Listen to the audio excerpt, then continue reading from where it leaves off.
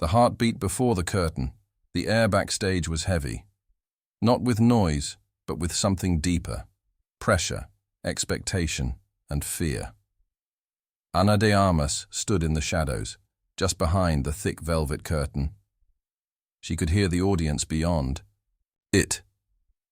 Every whisper, every cough, every movement from the crowd felt like a giant echo inside her chest. Her hands were cold, her breath short. She had performed before, in films, on stage. But this moment was different. This was a global tribute event, a live performance. Millions would be watching from around the world. Tonight was not about acting. It was about standing in front of the world and delivering a message of unity, of hope. She had been asked to recite a poem, a powerful one, in her native Spanish, with English translation on the screen behind her. But something inside her was shaking. The words felt like butterflies in her throat, refusing to settle. "They will judge me," she whispered to herself. "They'll say I'm not enough, not ready, not good." Her voice barely made a sound, but someone heard it anyway. A quiet presence stepped beside her. Gentle, silent, but familiar. She turned slightly and saw him. Keanu Reeves. He wasn't supposed to be there, not backstage, not yet. But there he was, wearing a simple black suit, not smiling, not frowning, just there. He didn't ask if she was okay. He didn't say the usual things like, "You've got this," or "Don't be nervous." Instead, he watched her for a few seconds. Then, in a voice so soft it almost didn't seem real, he whispered just 2 words. "You belong." Ana blinked. Her throat tightened. Her stomach flipped. She had heard many words in her life. Compliments, critiques, praise, warnings. But none of them hit like those 2. Not because of what he said, but because of how he said it. Slow, steady, certain, and without the need to explain more. She turned away quickly, afraid she might cry in front of him. She was not used to kindness at moments like this. Not when the world was waiting to see her fail. "You belong," he repeated, and this time he touched her shoulder. It was not a dramatic gesture. It was human, calm, respectful, and it made her heart slow down. "Do you remember your first live shoot?" Keanu asked, still beside her. Ana nodded. "You told me you were scared that day too," he said. "But the cameras rolled, and you became the strongest person in the room." Ana almost laughed. That had been years ago. A scene in a foreign country, a language she barely knew, a crew that barely looked at her. She had felt like a guest in someone else's world, but she had survived it. And now, standing here, she realized she was doing it again, doubting herself in a space she had earned the right to be in. "Thank you," she whispered. But Keanu was already stepping back into the shadows, letting her have the moment for herself. The curtain shifted. The light turned white. A hand motioned from the wings. It was time. Ana stepped forward, her heartbeat still wild, but her steps calm. As she moved toward the light, she repeated the words he had given her, not just in her mind, but in her very soul. "You belong." And for the first time that night, she believed it. The audience watched as Ana de Armas appeared on stage. There was silence. No one breathed. And then, as the first word escaped her lips, the silence turned to stillness. The kind that only comes when hearts are fully listening. What the world didn't know was that the real story had already happened. In the shadows, where one man's quiet kindness changed everything. The silence after the applause. The lights dimmed slowly. The final word of the poem echoed faintly across the hall as Ana bowed her head. Then came the silence. It wasn't awkward. It wasn't empty. It was the kind of silence that filled the room, like water in a glass, quiet but powerful, as if everyone was afraid to break it. And then, applause. Not the kind that starts quick and fades, but a deep, rising wave that rolled through the crowd. People stood, hands clapped harder. Some even wiped their eyes. Anna's fingers trembled slightly, but her eyes stayed focused. Her chest was no longer tight. Her body, which had been frozen just minutes earlier, now stood like a tree, calm, grounded, proud. She bowed again, then stepped back into the shadows behind the curtain. Keanu was gone. And somehow, that made sense. He didn't need to stay. He had come, said what needed to be said, and left before the world could see him do it. That was his way. As Anna returned to the waiting area backstage, several organizers approached her. One of them, a gray-haired woman in a headset, looked like she wanted to say something but couldn't find the words. "Thank you," she finally said. "You moved the room." Anna smiled gently and nodded. Inside, she felt something shifting. It wasn't just relief. It was something deeper. Something like awakening. Her phone buzzed in her hand. She glanced at it. Text from Keanu. "You see?" She smiled. But just as she was about to reply, a young assistant ran toward her. "Miss Anna," he said breathlessly, "we need you in the green room. It's urgent." Her smile faded. She followed the assistant down a narrow hallway lined with black drapes and wires. As they turned the corner, she saw a small crowd gathered outside the green room door. Some were whispering. Others looked tense. "What happened?" Anna asked. The assistant didn't answer. He simply opened the door. Inside, a man was sitting on the couch with his head in his hands. His name was Marco, a young rising actor from South America, scheduled to speak in the next segment. He looked up. His eyes were red. Anna stepped closer. "Marco?" He shook his head. "I can't go out there. I thought I could, but I can't." She knelt beside him. "Why?" "My father died this morning," he said softly. "I got the call just before coming here." Anna's breath caught. "I told them I could still do it," he continued. "But now, seeing you, seeing how powerful that stage is, I just realized I'm not ready." Anna looked into his eyes and saw something she knew well. The pain of trying to carry too much, of forcing strength when the soul needs space to grieve. She turned to the crew outside the door. "Give us 5 minutes." The door closed. She sat beside Marco. Neither of them spoke at first. Then Anna reached into her bag and pulled out the folded piece of paper, the printed poem she had just recited. "This was written by a mother who lost her child," she said. "She wrote it not to heal, but to remember. She wanted the world to feel what she could no longer say out loud." Marco looked down at the paper in her hands. "You don't need to be strong tonight," Anna said. "But if you want, you can speak for those who can't." His voice cracked. "I don't know what to say." "Start by telling them the truth," she whispered. "Tell them what happened. Tell them how it feels. You don't need to impress anyone, just be real." He looked at her for a long moment.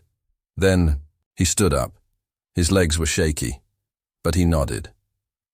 Outside the door, the crew was ready. As Marco stepped out, Anna stayed behind.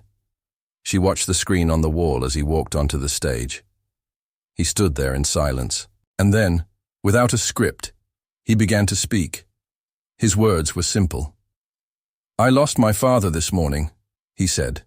The crowd fell silent. "But I came here because I believe in what this night means. And I believe in the power of sharing our truths, even when we are hurting." He paused. His eyes glistened. "So tonight I'm not here as an actor. I'm here as a son." Anna wiped a tear from her cheek. Then once again, her phone buzzed. Text from Keanu.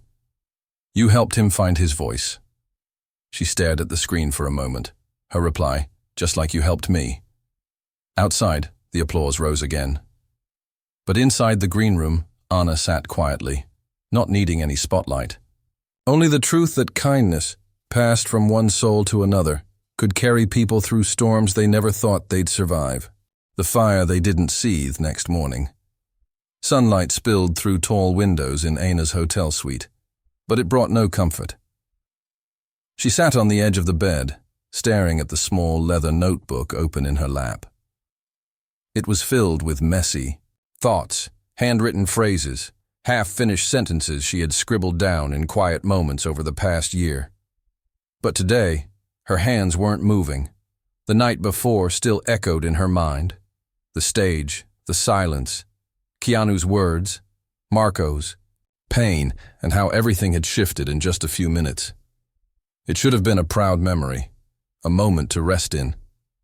But inside Ana, something else had started to grow, a weight, a familiar one. It was the same feeling she used to carry as a young actress in Cuba, when every audition felt like a test of her worth, when one wrong word could end her dream, and every kindness felt suspicious. She closed the notebook. Her phone buzzed again. This time, it wasn't from Keanu. It was her manager. Message: "Call me the moment you're up." News is spreading. Ana sighed. News. It always meant someone was talking. Someone was twisting. Someone was turning truth into headlines. She called back. The voice on the other end spoke fast. "Ana, the poem performance is everywhere, but they've taken a clip out of context. Some are saying you faked emotion, that the tears were staged." Ana didn't speak. "It's the usual storm," her manager continued. "You know how it goes. But it's trending. People are fighting in the comments. Some believe you. Others are calling it an act. You should respond." Ana stared at the wall.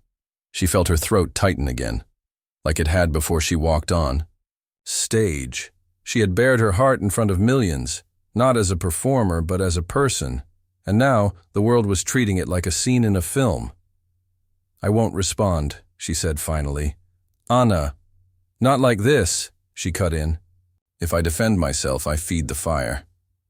I know what I felt, and the people who were really listening, they felt it too. There was silence on the line. Then a quiet sigh. "Okay, but stay ready. It could get worse." When the call ended, Ana got up and walked to the balcony. Below, the city moved like nothing had changed. Cars, people, birds flying over buildings. But for her, something had cracked. Not broken, just shifted. She was learning that even truth could be doubted in public. Even vulnerability could be punished. And that's when her phone buzzed again. "Keanu, they're loud because you touched something real. Truth makes noise." She held the phone close, reading those words again. Truth makes noise. Then another message. "Keanu, I'm at the cafe across the street. Come. No pressure." Ana looked out. There it was, a small cafe tucked under a tree near the sidewalk. Through the window, she saw him sitting alone, a notebook in front of him, a single coffee on the table. No cameras, no chaos. Just peace. She grabbed her coat and left. 10 minutes later, she stepped into the cafe. Keanu looked up and gave her a small nod, the kind that said everything was okay, even if it wasn't. "You look tired," he said gently. "I am," she admitted. She sat across from him. No one in the cafe bothered them. Maybe no one even recognized them, or maybe they just respected the silence. Keanu poured a second cup from the pot on the table and handed it to her. "You ever feel like you're too tired to care," Ana said, "but too alive to stop?" Keanu smiled faintly. "Yes, almost every day." She sipped the coffee. It was bitter and warm, exactly what she needed. "I keep thinking about last night," she said, "how it felt to stand there, and how fast people turned that feeling into doubt. People can't process what they don't understand," Keanu said. "You gave them truth. Some don't know how to hold it, so they try to tear it apart." Ana stared into her cup. "I used to believe kindness was enough. Now I'm not so sure." Keanu leaned forward. Kindness is never loud, he said. It doesn't fight for attention. It just stands there. And if people miss it, that's on them. But when they need it, they remember who gave it. His words settled deep inside her. Then, he opened his notebook and slid it toward her.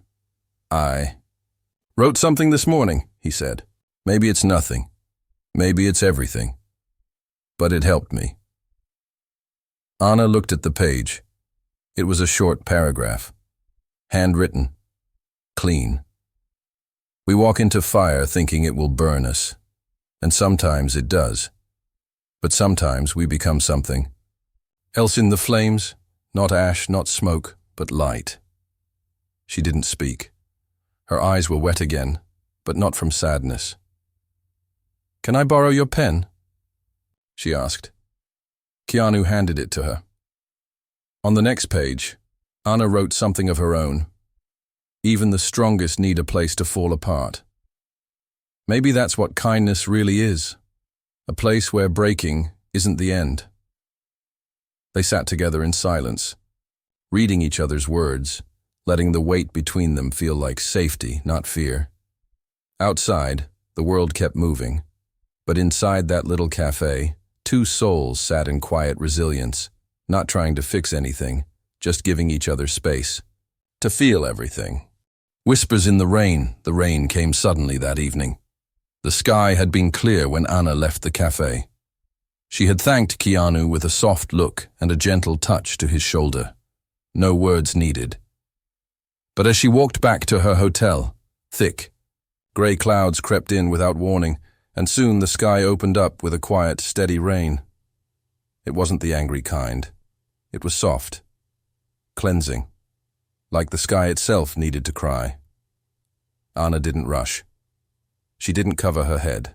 She just walked. Each drop on her skin felt like a whisper, reminders that not everything needed to be loud to be felt deeply.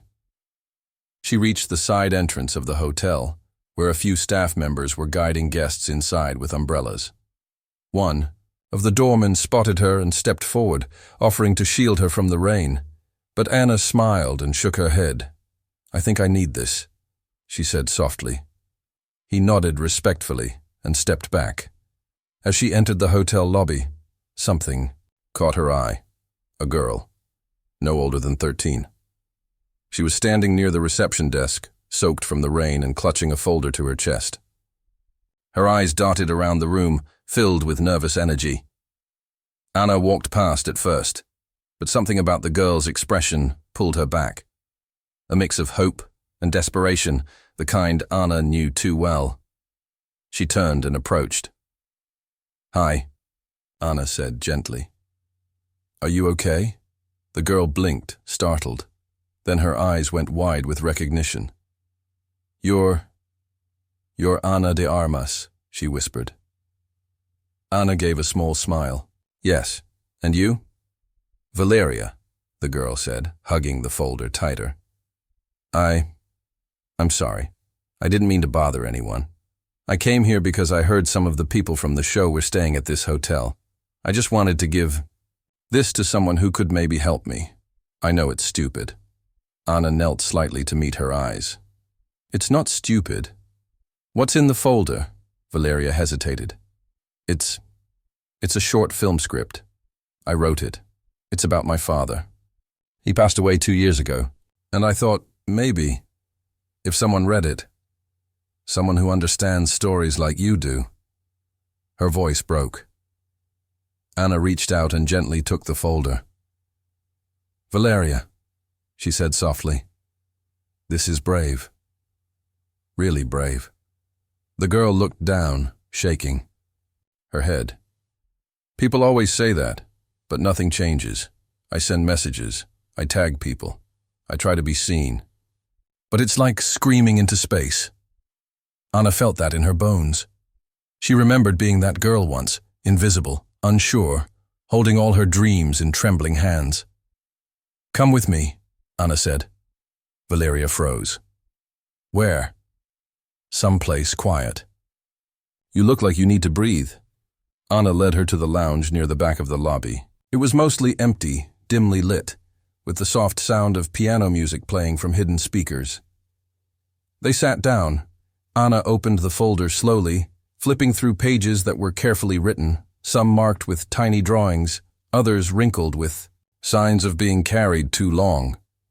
As she read the first few lines, her eyes softened. The script wasn't perfect, but it had heart. It had pain. It had truth. And it had something else. A question. What do you do when the person who made you strong is no longer there to see it? Anna closed the folder. Valeria was staring at her, barely breathing. This is beautiful, Anna said. Really? Valeria whispered. Yes, Anna replied. Because it's yours. Because you didn't wait to be perfect. You just told the truth. Valeria's lips trembled. Do you think someone would ever make it? Anna thought for a moment, then pulled out her phone.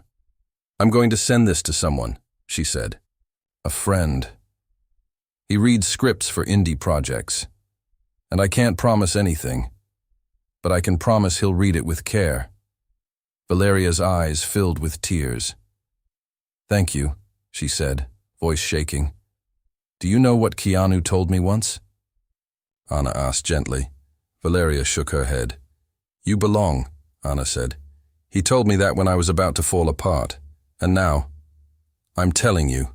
Valeria looked at her hands, unsure how to respond. Anna leaned closer. You belong, Valeria, she repeated. And someday, someone will say that line from your script, and the world will listen. They sat there for a while. No rush. No pressure. Just one woman, one girl, and the quiet space between them where something real had been planted. Not fame, not deals, but faith. As Valeria left with a hug and tearful smile, Anna stayed behind. Her phone buzzed again. Keanu. There's a storm tomorrow. Bring coffee to the roof. I'll bring silence. Anna smiled. Outside, the rain slowed to a stop. And inside her heart, something quiet but powerful began to grow. Not confidence, not certainty, but purpose. The rooftop and the truth the next day came slow and gray. Clouds pressed low against the city skyline like a blanket trying to muffle the world. The storm hadn't arrived yet, but the air smelled like something was coming. Something thick and heavy, waiting just beyond the clouds. Anna stood at her hotel window, holding 2 cups of coffee. One for her, one for him. She looked up at the sky. It felt like the kind of day that doesn't ask for answers, just honesty. She took the elevator to the top floor. The rooftop access was quiet, guarded only by a short hallway and a thick metal door. She pushed it open. Keanu was already there.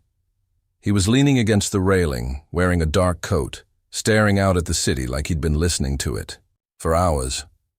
When she stepped outside, he turned just enough to see her, not with surprise, not with expectation, just with peace. She walked over and handed him the cup. He took it without a word. They stood side by side for a while, the silence between them more comforting than any music. Finally, Keanu spoke. You helped that girl yesterday. Anna looked down, then nodded. I didn't do much. You gave her something most people never get, he said. You told her she belongs before the world tries to convince her she doesn't. Anna let out a long breath. Sometimes I wonder if I still believe that for myself. Keanu didn't answer right away. He sipped the coffee. Then he set the cup down on the ledge and turned fully toward her. Can I tell you something? He asked. Anna nodded. I almost didn't come to that event, he said. 3 weeks ago I lost a friend, someone I'd known since before I was Keanu Reeves. He always told me to show up when it matters, to be present, even when I had nothing to say. Anna watched his eyes closely. They were steady, but full of quiet grief. So I came, he continued, because I needed to remember what it feels like to stand beside someone instead of just watching from the dark. Anna's voice was soft. And what did it feel like? Keanu gave a faint smile. Like healing. Not all at once. Not clean. But real. They both turned to face the city again. I think that's what this all is, Anna said. Not performances, not stages, just showing up for each other. Keanu nodded. We forget that sometimes. Because the lights are bright, and the cameras are loud. But truth doesn't need volume. Anna took a deep breath. When I first started acting, I thought fame would fix everything. I thought once people knew my name, I wouldn't feel small anymore. But the truth is, I still do. Sometimes more than ever. Keanu's voice was quiet. You're not small. You just care. And that's a strength most people never learn how to carry. The wind picked up slightly, not cold, just enough to remind them they were standing above a world that was still moving, still changing, still learning. Anna looked at Keanu. Do you ever wonder if we're doing enough? She asked. Not just for our careers, but for people, for those watching, those who are alone. Keanu's answer came slow. I don't think enough is something we can measure, he said. But I think the moment we choose kindness, even when it's inconvenient, even when no one sees it, we're doing something that matters. Anna looked down at her cup. Yesterday, I was called fake, dramatic, attention-seeking. And I stayed quiet. I didn't defend myself. You didn't need to, he said. She looked up again. But what if silence lets lies grow? Keanu stepped closer, his voice deeper now. Your silence wasn't weakness, he said. It was strength. Not everyone deserves your energy. You chose peace over noise, and those who needed to hear the truth, they heard it in your performance, Anna. Felt something tighten in her chest, not pain, but release. Like a thread that had been pulled too tightly finally letting go. Thank you, she whispered. Keanu smiled. You belong, he said again. But this time, it wasn't just a whisper of comfort. It was a reminder, an anchor. Anna turned her face toward the sky. And then, it began to rain. Soft at first, then stronger. But they didn't move. They let it fall on their faces, their coats, their hair. Anna closed her eyes. The rain didn't feel heavy anymore. It felt like proof that even storms could feel like grace when shared with the right person. They stood together in the storm, saying nothing more, letting the sky wash away everything unspoken. And in that moment, Anna didn't feel small. She didn't feel unsure. She felt human. She felt whole. The stage no one saw. A week passed. The world moved on, as it always did. The internet found new stories, new scandals, new debates. The spotlight that had burned so brightly on Anna had shifted elsewhere. But what it left behind was something far more lasting than attention. It left clarity.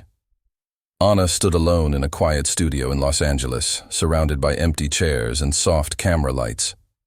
This was not a film set. There were no scripts, no costumes, just a single camera, a stool, and a producer waiting behind the glass. Whenever you're ready, the producer said gently through the speaker. Anna nodded. She sat on the stool, folded her hands in her lap and took a breath. This was her idea, not a response video, not an apology, just truth, raw and soft, for those who needed it. When I was younger, she began, her voice calm and steady. I believed being seen meant being understood. She looked directly into the camera. But I've learned that visibility doesn't always bring kindness. Sometimes the more people look at you, the less they truly see. Her eyes didn't blink. A week ago, I performed a poem about grief and hope. What you didn't see was how scared I was before stepping on that stage. What you didn't hear were the words someone kind whispered to me, words that changed everything. She paused. The room was still. You belong. The words echoed, just like they had that night. I'm not here to explain what I felt, or defend it. I'm here for someone out there who's scared, who feels like their voice won't matter. I want to tell you that your truth doesn't have to be loud to be powerful. You don't have to shout to be worthy. She leaned in slightly, her voice softer now. Kindness is not weakness. Vulnerability is not failure. And even when you feel small, you are enough. The producer behind the glass wiped his eyes. Anna smiled, not for the camera, but for herself. This isn't a performance, she said. This is a thank you.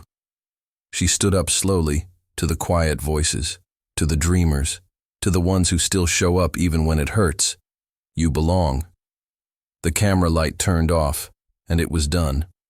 No music, no edits, just truth.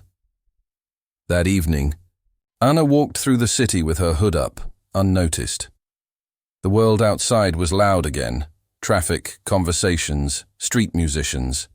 But inside her, it was quiet.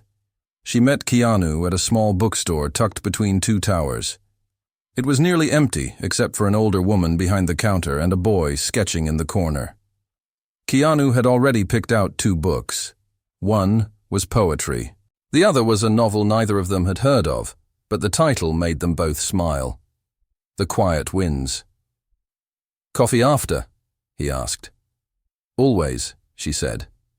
They walked together without needing to talk. Sometimes, the best company is the one that doesn't ask for anything. Just presence. At the cafe, as they sat near the window with warm mugs in hand, a notification buzzed on Anna's phone. She glanced at it. The video had gone live, and the comments, for once, weren't a war. They were letters. I watched this in tears. I felt seen. I've never commented before, but today I had to. You didn't just speak.